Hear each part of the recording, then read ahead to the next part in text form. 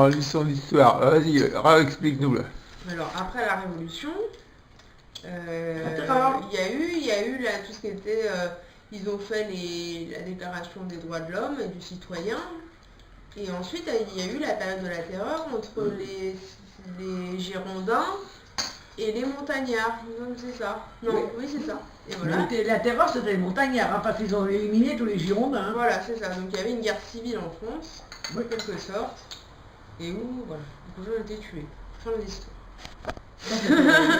Donc en fait, ce qui a amélioré la condition humaine, c'est la révolution et non pas la terreur. Ah Voilà. bah sûrement, Ah, oui. mais Comment on appelle ça? Oui, la condition humaine a été beaucoup La maison améliorée par la limite. Révolution, mais la terreur, Pourquoi tu non. les as fait, les minutes? Alors la terreur, elle est due à quoi? La terreur, oh bah il y a tué tout le monde. Mais pourquoi? Il y a une raison sûrement que la terreur a commencé.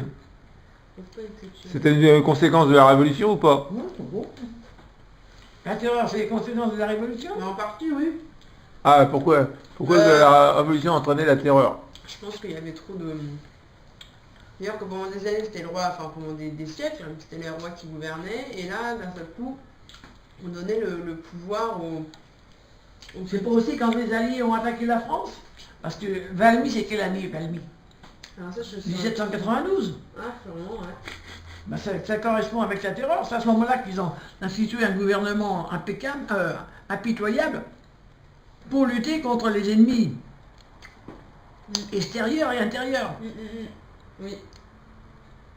Ouais, bon, après, Ah non. La terreur vient de l'extérieur en fait.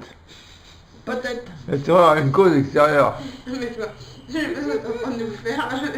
Je fais une mission historique. Non, je sais pas.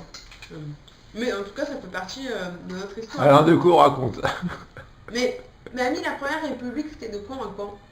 Ah ben, la première république, elle a commencé. En 89. Bah oui, quand le roi a été déchu. Voilà. Il n'a pas été déchu en 89. Non, en 93. Il était mort le 21 janvier 1793. Bon, bah c'était la première république, ça. D'accord. Qui a duré jusque... Bon, après, il y a Louis-Philippe, non? Non. Après, t'as eu Charles l'Empire. T'as eu l'Empire. Quand Mais- Napoléon s'est proclamé empereur, la république s'était terminée. 1804, ça. Ou avant. Oui, avant... Ah, bah oui, c'est vrai que c'était proche, hein, tout ça. Ouais. Et La deuxième république, ben, c'est 1848. D'accord. 1848 après Mais Louis-Philippe. Napoléon, ça n'a pas duré... Napoléon, il est mort en 1821 à Sainte-Hélène. Oui, mais ça, Napoléon lui était rayé les cartes. Ça n'existait plus, D'accord. Napoléon. Donc en fait, ça a été tout de suite après Napoléon, il y a eu Ben, Louis-Philippe, la monarchie. Il n'y a pas eu une deuxième république entre les deux? Mais non, Napoléon est destitué, il s'en va. C'est Louis XVIII, le frère de Louis XVI, qui arrive au pouvoir. D'accord. Donc c'est la monarchie qui est rétablie. D'accord. Après, tu as Charles X, son autre frère. Mhm. Bon, et puis après, tu as Louis-Philippe, D'accord. Louis-Philippe Ier, jusqu'en 1848. Louis-Philippe Ier, c'est 1830-1848. En 1848, il déplaît au peuple, il est éliminé. On proclame la Deuxième République, D'accord. qui va durer jusqu'en 1850, quand Napoléon III prend le pouvoir. Et Napoléon III, au départ, il est président, Mhm. et puis après, il est prince. D'accord. Et c'est le Deuxième Empire, D'accord, oui. qui va jusqu'en 1870. Troisième République. Troisième République, 1870, 1940. 1940, terminé. Oui, la guerre. On a l'État français. Mhm.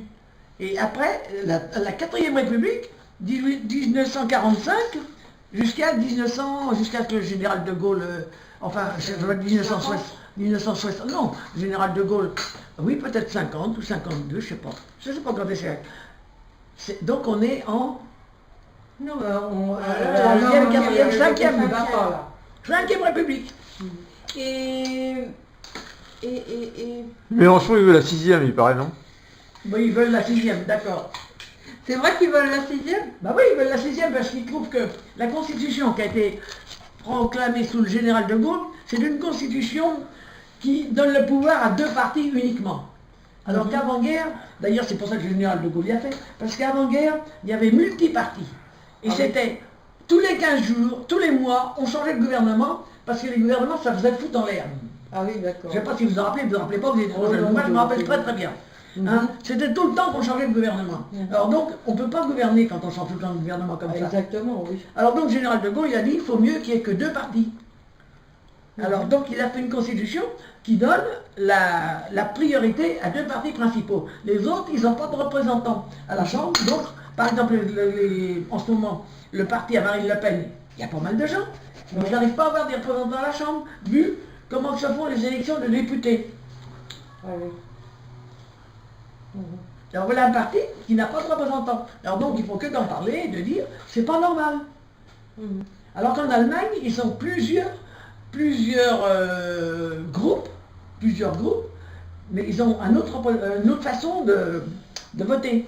Mais les Allemands, puis nous, c'est totalement différent, parce que les Allemands, ils arrivent à s'entendre entre partis différents, que nous, en France, on ne s'entend pas. On se tire dans les pattes, et on fout le gouvernement qui est au pouvoir par terre, pour en remettre un autre qui est foutu encore par terre 3 semaines après.